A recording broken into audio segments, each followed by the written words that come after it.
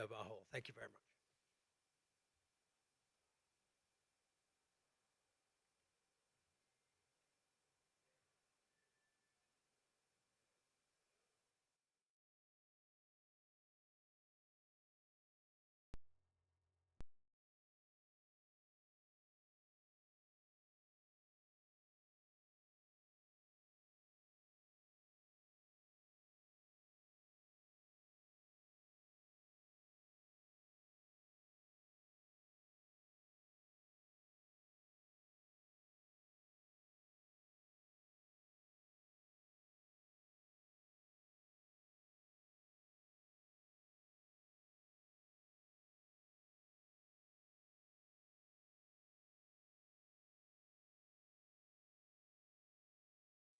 We are delighted to introduce today Raja Ravi Varma, The Shaping of an Artist, presented by ABP Live. We will explore the artistic genius of artist Raja Ravi Varma, two of Ganesh V. Shivaswami's 6-volume series, Raja Ravi Varma, An Everlasting Imprint, navigates through the life, artistic style, and impact of Raja's creative journey. And Ganesh will be in conversation with Asad Lalji. Please join me in welcoming to the stage Ganesh Shivaswamy and Asad Lalji.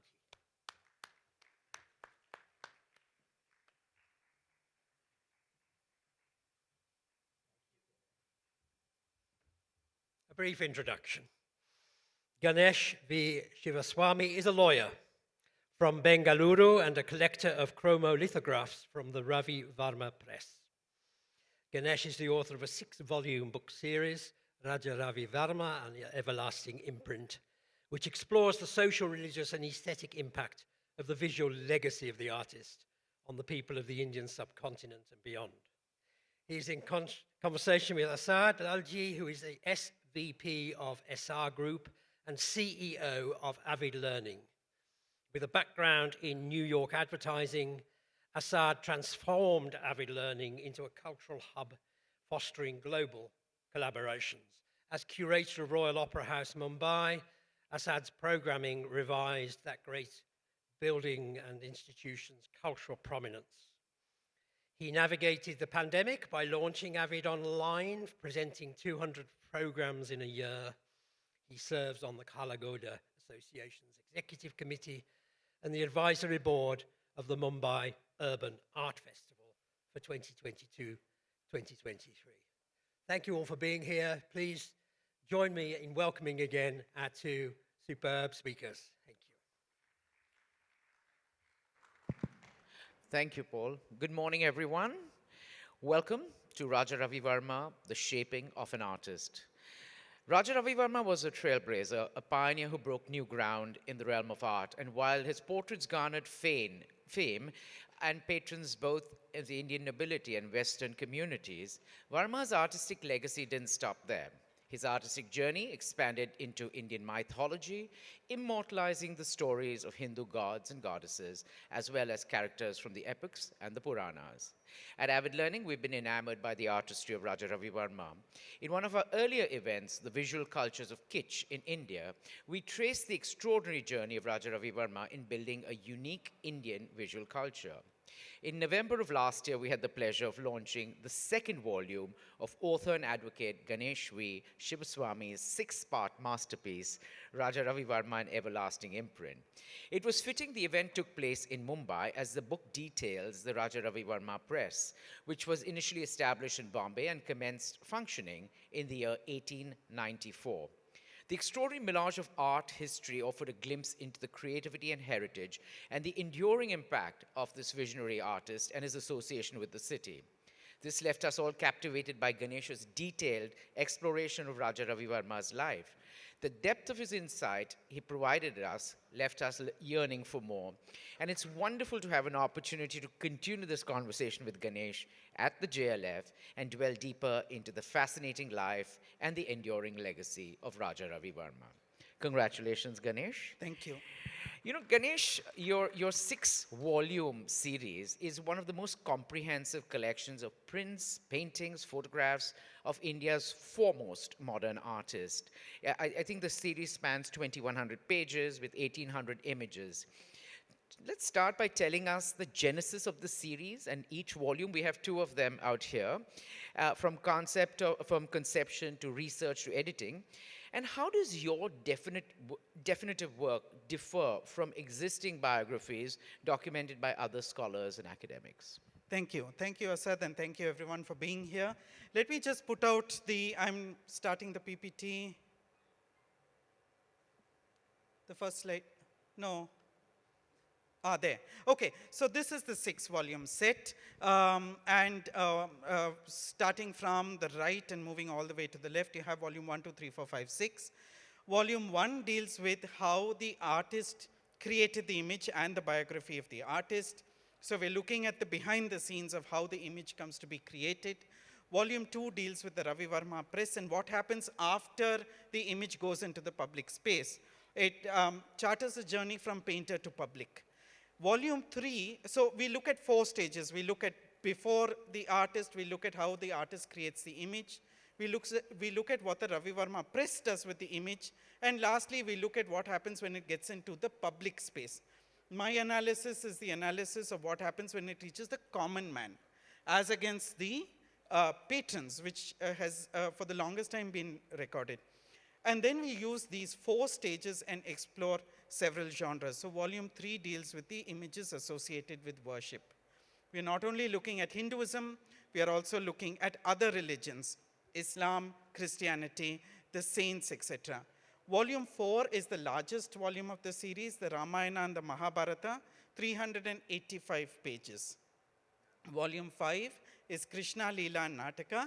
It deals with the Srimad Bhagavatam, the Gita Govinda, and the plays, your Shakuntala and all of that. And the last volume is Power and Enchantment. It deals with images associated with power, and it deals with the allure of the feminine image. So we have 6 volumes in all, over 2,140 pages. Wonderful. So now as we embark on this discussion, dwelling into Raja Ravi Varma's life, work, could you paint a picture, no pun intended, of the artist's evolution? What influences or transformative moments can you talk about that highlight and play a significant role in shaping of his artistic vision and trajectory of his career? And you probably have some slides to go Yes, with I this, do. right? So, the thing is that Ravi Varma participates in a larger movement which is happening across India. India is synthesizing. We are bringing in cultures and attributes from outside. The way in which we are dressing is changing. The gentlemen are moving from dhotis and getting into savile row suits. The women are wearing stitched blouses. We are now talking in a different language. We are sitting differently from squatting onto chairs. So India is going through this process of synthesis, and Ravi Varma's image participates in that synthesizing. So I want to actually show you how he does it through the visual images. So let's look at this painting. And this painting is Draupadi, the one in the blue.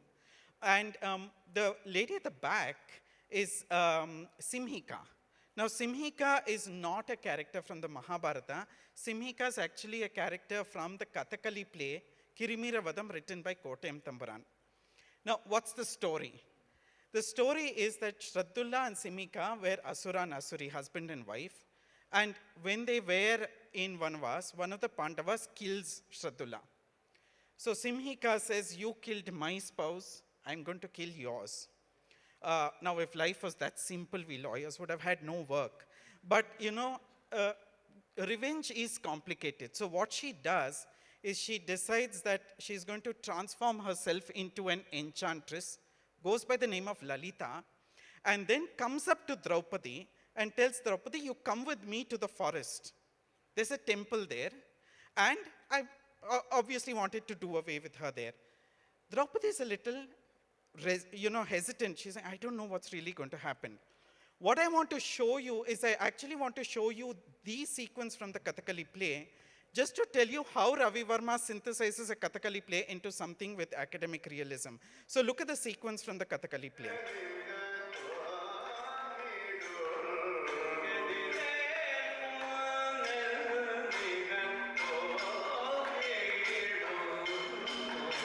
is the pointing.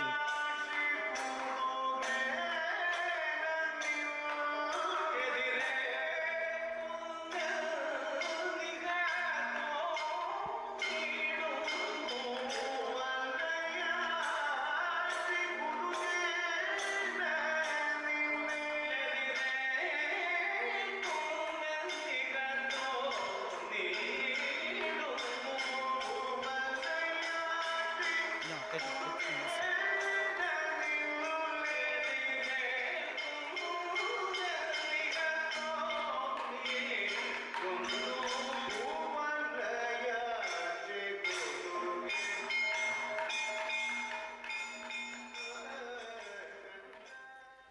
So in case you still didn't get the parallel, there you have it. The hand gestures are exactly the same. The pronounced jawline is exactly the same. And even the aquiline face of Draupadi is exactly the same. And it is lifted exactly from a Kathakali play. But if the first slide, you never knew it came from a Kathakali play. And this is the mastery which Ravi Varma does. He synthesizes something like Kathakali and makes it academic. Let's look at another example. The one on the right, of course, is the reclining Nair lady. And it looks like an aristocratic Nair lady in a tarwad. She's there reading a book, and there's a lady fanning her behind her. But Ravi Varma takes it exactly from a European painting. Of course, an Orientalist theme painting. And the one which you're seeing on the left is actually from Ravi Varma's library. So we do know Ravi Varma did refer to this very work. And look at how exactly similar it is. But Ravi Varma synthesizes the European understanding of it with the Indian. And that's what Ravi Varma is doing. So the synthesis works really well most of the time. But sometimes it doesn't go too well.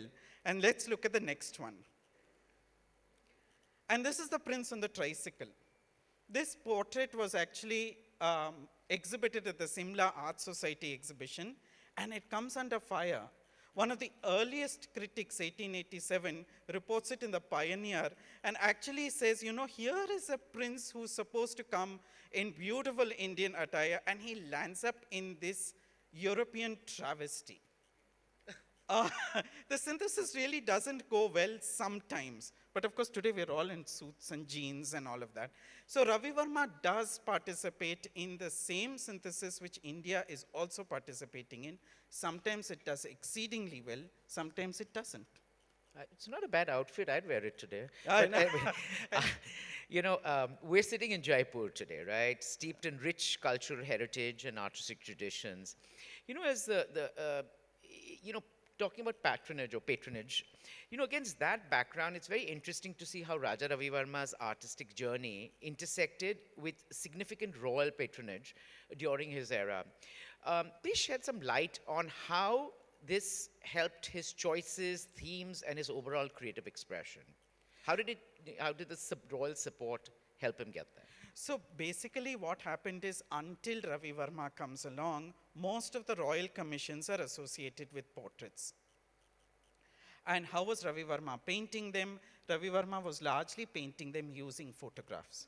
I don't think many of the royal sitters actually sat throughout the process of painting the picture. A photograph was handed over, the skin complexion was noted down in maybe a preliminary sketch, and then the painting is done. And what you're seeing on the screen is Maharani Chimnabai II of Baroda, and the photograph on the right is in the Kilimanur Palace. So that's the one which Ravi Varma refers to paint the one on the left. Most of the royals, starting with Pudukkottai, Baroda, Mysore, Udaipur, started the commissions using portraits. But then what happens is the Maharaja of Baroda, Sayaji Rao Gaikwad, alters the nature of commission and gets into mythological works. So the patronage shifts, and it largely shifts with Ravi Varma. And after Ravi Varma, now you have a whole bunch of new artists like Durandar and all of that, starting this new genre, and the patrons also change. Now, this painting which you're seeing on the screen is in the Royal Gaikwad collection, and it's the marriage of Sita and Rama. Now, what actually happened here is that the painting was painted in Kilimanur, and then it is exhibited for the first time in Trivandrum, and then lands up in Bombay. And it is at the Bombay Art Society exhibition where it gets displayed. And here's this new trajectory in relation to democracy of art. Because when it goes here, there is a public demand for copies, which eventually results in the press.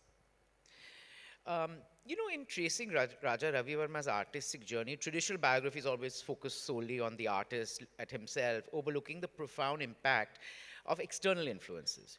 Your series, however, takes a divergent approach, casting a wider web or net, encapsulating his individual brilliance, but also paints a vivid picture of relationships and societal dynamics and some of the formidable influences surrounding him. Do you want to elaborate a little bit about that? So, when I embarked on writing the book project, I started as writing a book, and then it lands up becoming 6 volumes. The first question which I actually asked was, how am I going to address this artist who's been extensively written about? Is there anything new to be said in such an old narrative? And as you can see, there is actually a whole bunch of new stuff. And what we lawyers do when we argue a case is, what is the core argument? And for me, the core argument was, a brand is not built by one. A relay race is not won by one. So who are the other people who are participating in the process of building up the Ravi Varma brand? And so I look before and after, right? And it is important for us to talk about other influences. So what you're looking on the screen here on the left is Ravi Varma's maternal uncle, Bharani Tirunal Rajaraja Varma. A lot of people attribute the change into academic realism to Ravi Varma. But the reality was that actually started with this gentleman who painted not only in the Tanjore style, which you're seeing on top, but he also paints in the realistic style, which you see at the bottom. And it is this person who's Ravi Varma's first tutor. And so the pinpointing the shift into academic realism actually takes place here. It doesn't even start with Ravi Varma. So we're looking before. Let's look at another example. We're looking at the people who help in Ravi Varma building the image. And these people, according to me, are as important as the image itself. And who you're seeing on the screen on the right, is a girl called Rajibai Mulgaonkar. Rajibai Mulgaonkar is the same girl who poses for Lakshmi. And in the 3rd volume, you will see her in the same backdrop, and she's holding pencils in her hand, standing in the pose of Lakshmi. And those pencils become the lotus, and she becomes the Lakshmi. Now what's interesting here is the social dynamic, that she's a Kalavant, a Devadasi. So it's a Devadasi who helps build the Lakshmi image.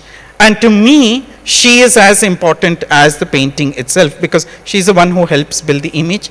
Multiple dimensions of women empowerment at that point in time, for somebody coming and posing for an artist. She was a very brave woman to have done something like that. So I try to track down who these people are. We give names to many of them, but there are some we can't give names to. Like, for instance, this girl, we don't even know who she is, and you can make out that it's the photograph which actually becomes the painting. So I've done so much, but there's still a lot more to be done. Wonderful. You briefly mentioned earlier, so volume 1, the preface intriguingly touches upon the macro patterns and the role of art in contributing to democracy. Can you elaborate on the concept and the significance of Raja Ravi Varma's artistic work to contributions to democracy? So in the preface to volume 1, I lay down the argument within which we are going to do the analysis. And I say that society generally, largely, goes through several transformations. We go from revolution to industrialization, industrialization to democratization, and democratization to now digitization. Ravi Varma lives during the period of democracy. But if you look at it from the lawyer's vantage, democracy is much more than just power. So if you look at the previous century, the early half of the century to the latter half of the century are dramatically and starkly in contrast with each other. You have monarchies ruling in the early part. You have democracies taking over almost entirely in the latter part. In the early part, religious places of worship are very heavily controlled.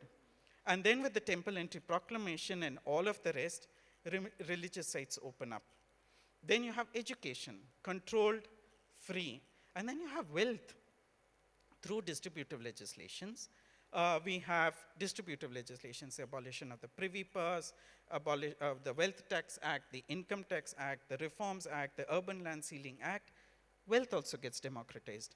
So the argument and the question is, if power, education, religion, wealth is all going from few to many, few to many, few to many, how could art not have followed? So the question is, it was bound to happen. The only thing is who surfed the tide. There comes a tide in the affairs of men, which when taken at flood leads on to fortune. Who surfed that tide? And it was the Ravi Varma legacy. So how does Ravi Varma's legacy participate in that? Because it was bound to happen. There was no way you could have stopped it. Wonderful. In this volume, there's a new painting that was introduced. It's called the Brave Kusumavati. Am I pronouncing it correctly? Yeah. Yes. So what's the significance of this particular artwork, and how does it fit into the broader narrative of Raja Ravi Varma's work? So this is the Brave Kusumavati. It's 1896. It features in color for the first time in this volume. It was heavily referenced. There are a number of newspaper articles about it, and it even features in the Kerala State Archives. It's mentioned there. But no one actually knew where the painting was. Even Rupika Chawla went in search of it, but it doesn't feature in her volume. It landed up in a private collection and features for the first time here. So what's actually the story of this painting is that she is warding off the threat of a brother, and she saves her lover who's in the blue. But you know what I like about this, Asad, is the guy in blue is absolutely doing nothing. He's just standing there with his hands on his hips and saying, get on with it. Are you finished with it? And he's not even helping her. Just look at him. It actually reminds me, I have to tell you, every morning I land up in front of my wife and I say, where's my coffee, when she's battling the coffee machine. She says, are you the blue guy in the Brave Kusumavati? So, that's exactly it. But what's interesting about this painting is, one, of course, it goes into the Bombay Art Society exhibition, so democracy there. But when the Maharaja of Travancore wants a picture gallery established in Trivandrum, he says, send me a list of paintings which you want to display. And the first painting which is on the list is the Brave Kusumavati, sent by Ravi Varma.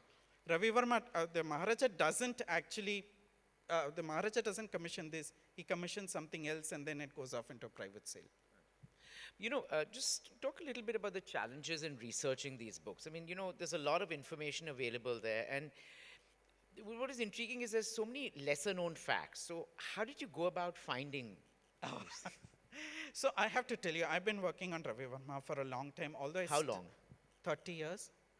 But I actually started the project of writing the book 5 years ago. So I wanted to go and reacquaint myself with all of my old friends and said, okay, come, let's take a look at this, that, and the other.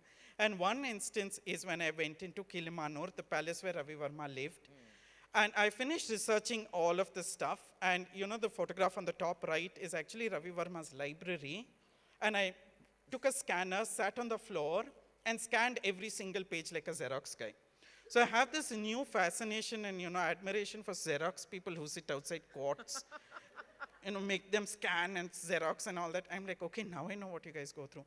I then finished it, and one day I was actually walking out thinking, okay, my job is done. And I don't know for what reason, until today I don't know for what reason, I asked Rama Varma Tambaran and I said, where is the box? I don't know why I said it. He says, how do you know there's a box? And he said, okay, come, let's go and see the box. And he takes me out into the inner depths of the palace, and that's the box which you see on the left. And when we opened it, the lid broke. And inside that box were all of these photographs of models, and they're looking at me, and then I'm like, oh, you're Lakshmi, and you're Damayanti, and you're this. And that's where the thing comes. But I have to tell you this interesting story. So Rama Varma and I are sort of looking at this stuff, and I'm sort of figuring out what's going on. And both of us felt something eerie. And we actually saw this big white owl sitting on the sill of one of those windows. And Ram Varma ji gets very emotional. I'm like, why are you getting emotional? He says, in our sort of area, a white owl is a noble ancestor. I'm like, oh, really? I have to confess, I was scared if the owl would pick me. Okay, is there an owl vaccine? And here this man is emotional. And he's saying, now your project is blessed. So that's, and then of course scanned everything, and then the photograph on the right is me in a veshti, and we put it all back, cleaned, sealed for posterity. So this is one of the very many. Oh, wonderful. Hopefully, there's no owl in this room I blessing know. us. But yeah. But let's move on to volume 2 in the interest of time. You know, before dwelling into the Ravi Varma press, you discuss about printing presses, particularly, and I'm going to mess up this pronunciation, the Mumadi Krishna Raja Vadiyar involvement. So, what was the history of the early printing presses and their significance in the context of Raja Ravi Varma? So there were very many printing presses before the start of the Ravi Varma press, which started in 1894. Lithography came into India in 18. So we're talking about, I'm not talking about intaglio printing, I'm talking about lithographic printing. Actually comes into India in 1821. Immediately after it was sort of established in 1815. And one of the earliest Maharajas to establish a lithographic press was Mummadi Krishna Raja Vadiyar, the Maharaja of Mysore. That's Krishna Raja Vadiyar the third. In Kannada we call it Mummadi Krishna, Immadi Mummadi Nalvadi. Mummadi Krishna Raja Vadiyar. And what is he using it for? He's using it to print something called the Sri Tattva Nidhi, which was 9 volumes, and is considered the first encyclopedia of Indian iconography. And it's considered the go-to material for iconographic research. 9 volumes, and he was using it to print this. So actually the attribution to religious imagery can go as far back as that.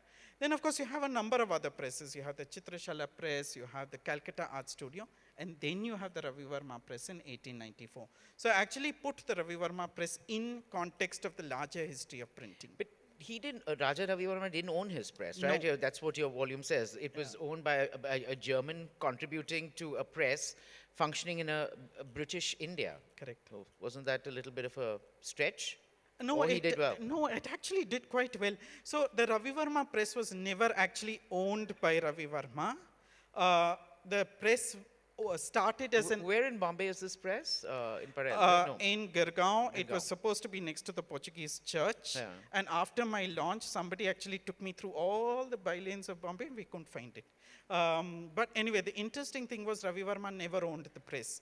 It started as a partnership with his brother, C. Rajaraja Varma, and Govardhan Das Katau Makanji from the Katau mills.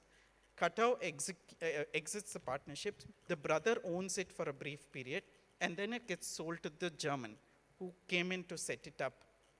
Now, interestingly, ever since then, until the end, it remains with the German family. But the volume actually gets into interesting political dynamic of a German owning a press in British India.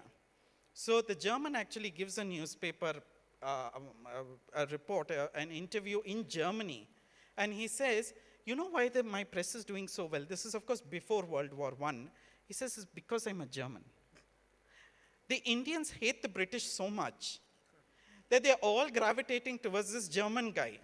And this is one of the reasons why the press is doing so well.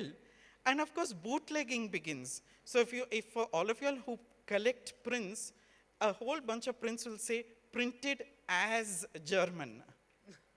So they were trying to, get onto this tide of anti-British sentiment and all that. Of course, this is still before World War I, when the Germans come under a different eclipse. Wonderful.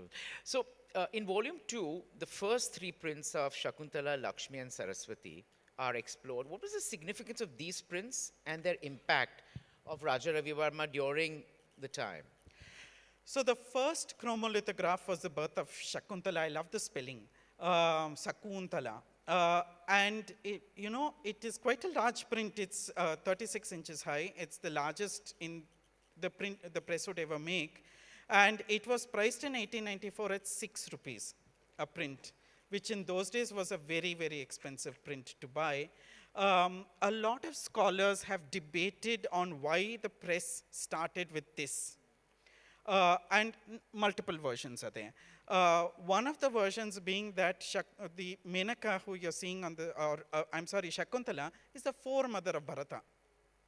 Bharata being, of course, the personification of India, this, that, and the other. So this is one of the versions which academicians refer to, that perhaps this was a nationalist statement. I don't really quite subscribe to it because I think it's a stretch.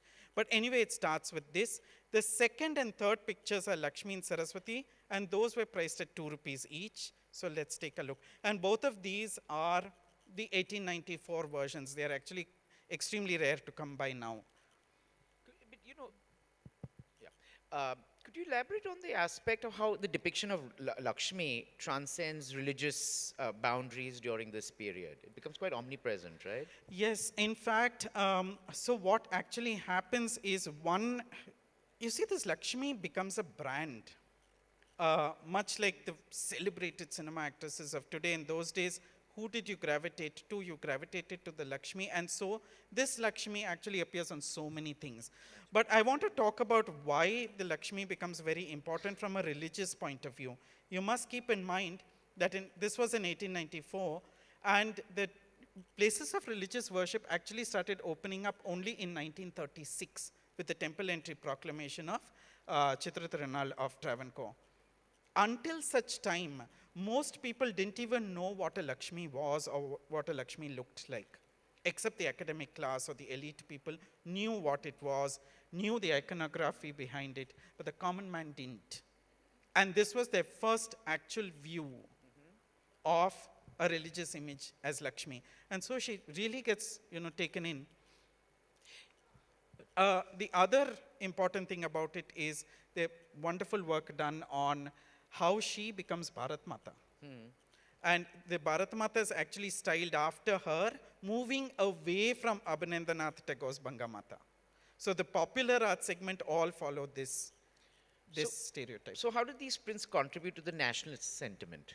I mean, in Raja Varma's art navigated, there were legal challenges, right, to that? There were very many legal challenges. If you were around at that point of time. Yeah.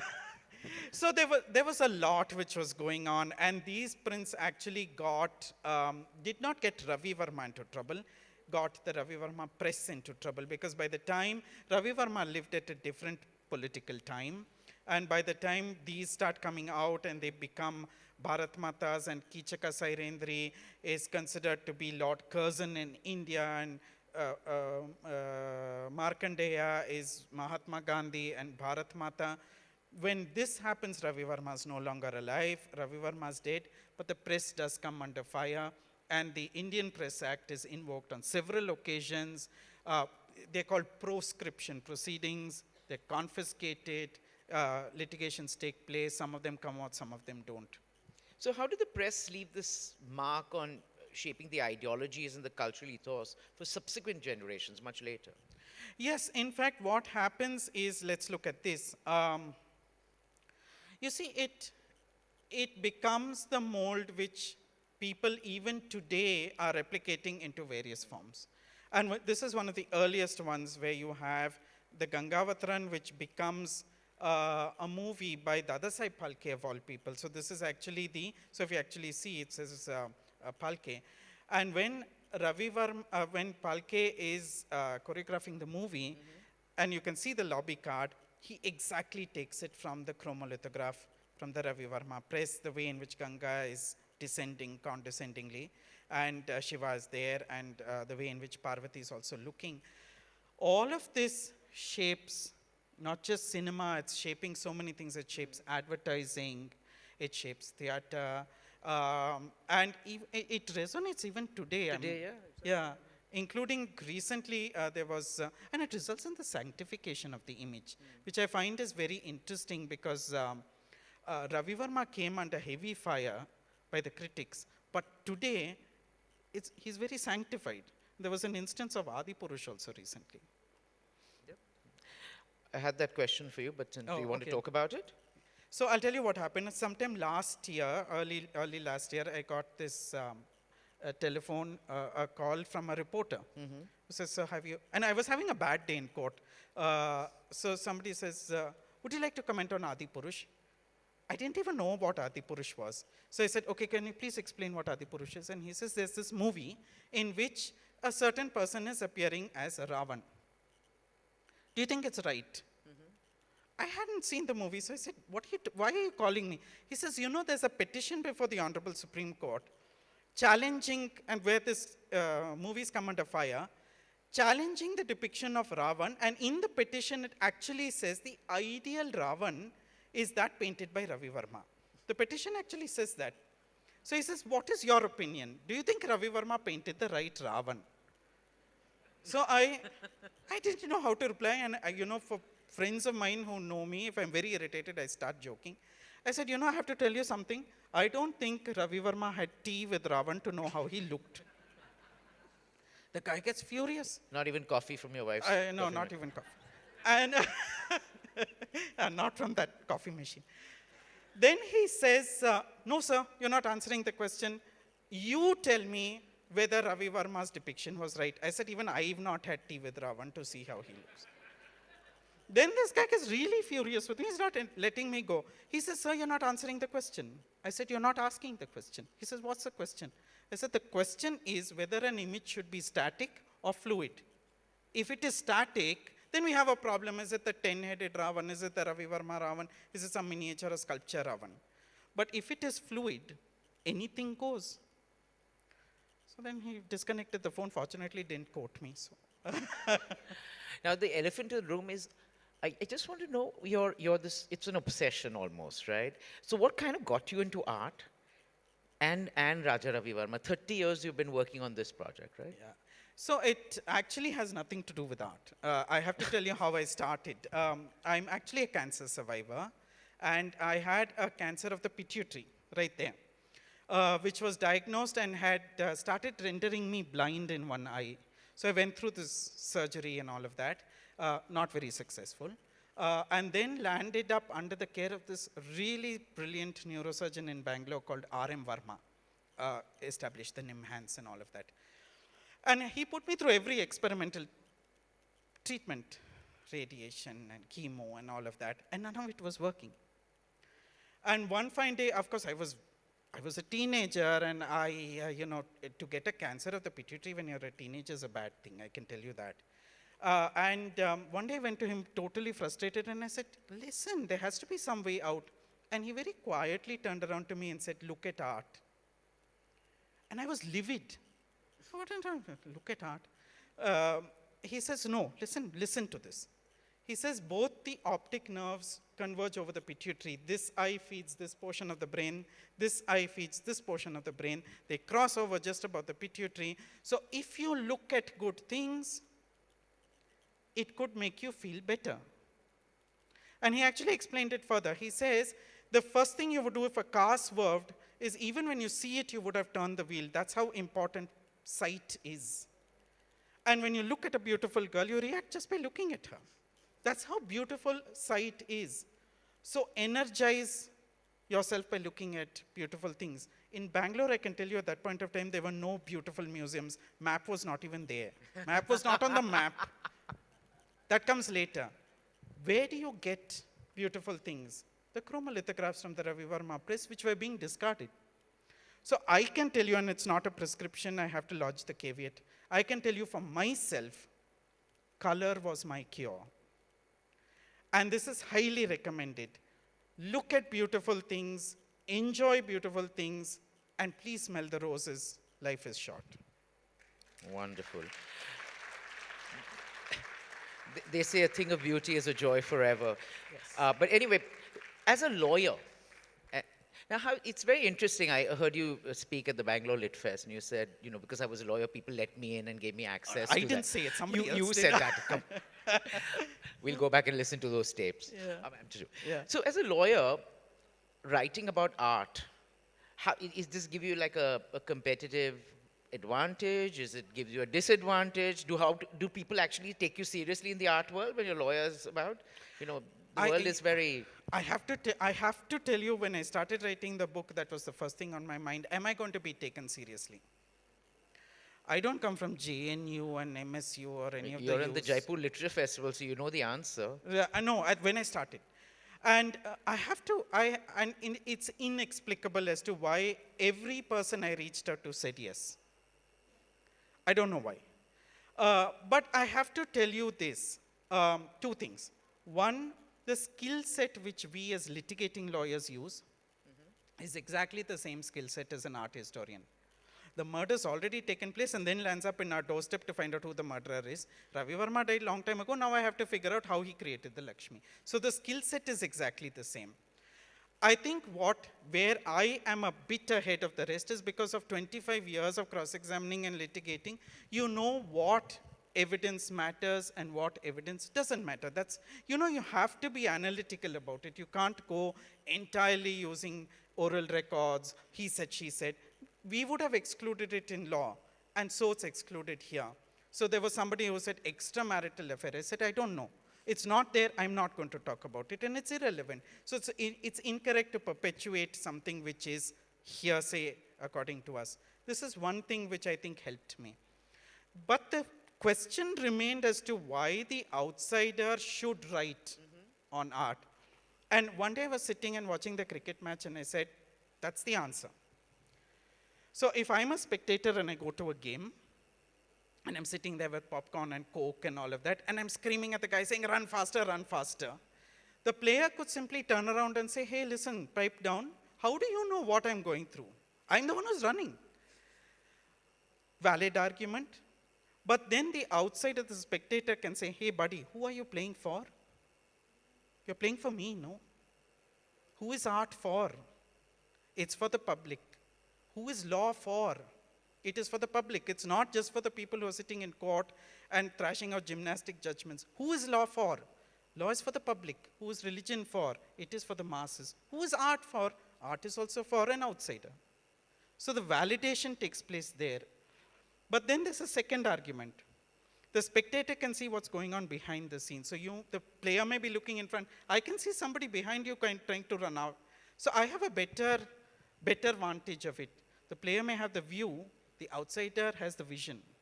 So I sort of told myself, all right, there's some validation, go ahead. Wonderful.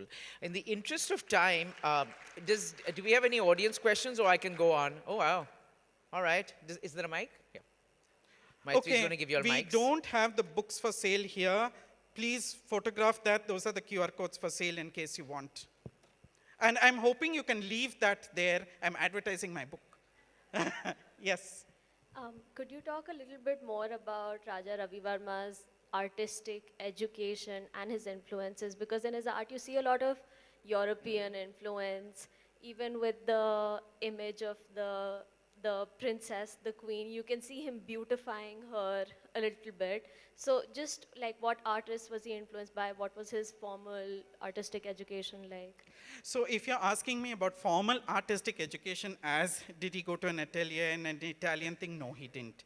His training came from 2-3 people. One, of course, was the uncle whom you saw on the screen here. He did see Theodore Jensen paint. Ramaswamy Naidu refused to teach him. Ramaswamy Naidu's junior, Arumugam Pillai, comes in the night and quietly tells him. So this is as much as his artistic training went. So the answer is he was largely self-taught. This is one. Two, there were multiple influences. Volume 1, chapter 2 covers it. It starts with Kathakali, you get into other dance forms, murals helped him, European art helped him, photographs of models helped him. So there were a whole bunch of things, and Ravi Varma was very meticulous when he looked at stuff. So people today are actually looking at Ravi Varma's pictures because many of the wearings, drapes, the sari drapes are vanishing. The Nainiyat sari, the Navwari sari, all of them are so beautifully documented here. It's actually becoming an ethnographic study. Wonderful. There was a question that side. Yeah, second row. Do you have a mic? Can we keep the questions a little short, guys? We want to take 1 or 2 more after this. I wanted to ask that, we have gone through all of this.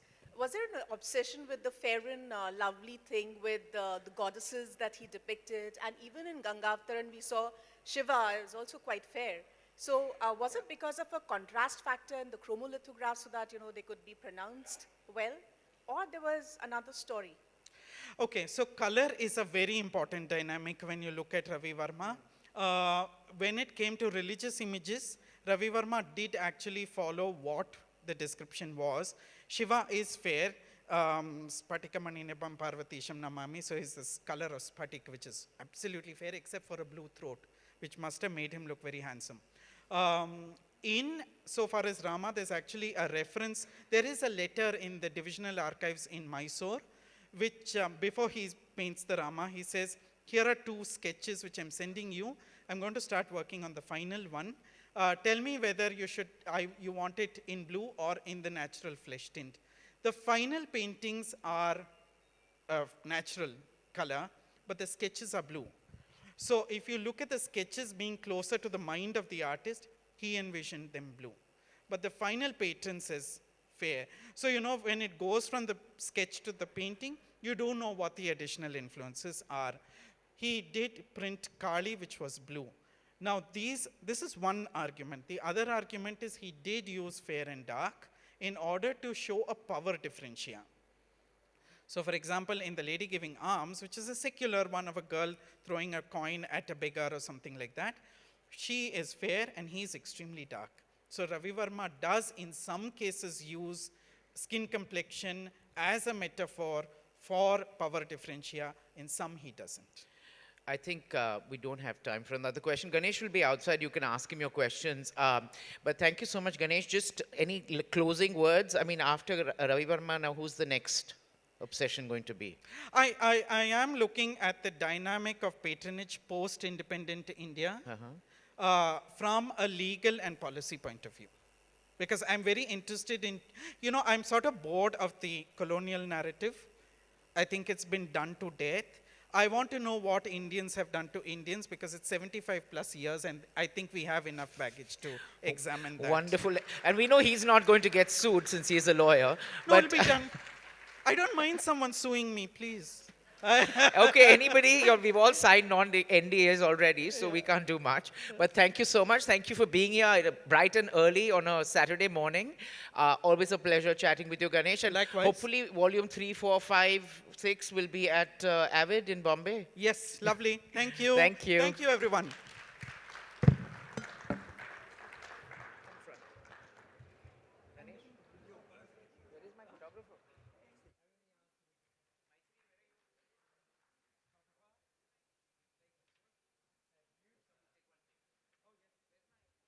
Thank you.